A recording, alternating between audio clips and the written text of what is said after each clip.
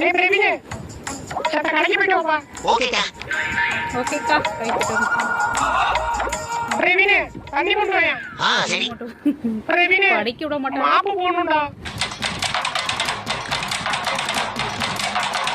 Praveen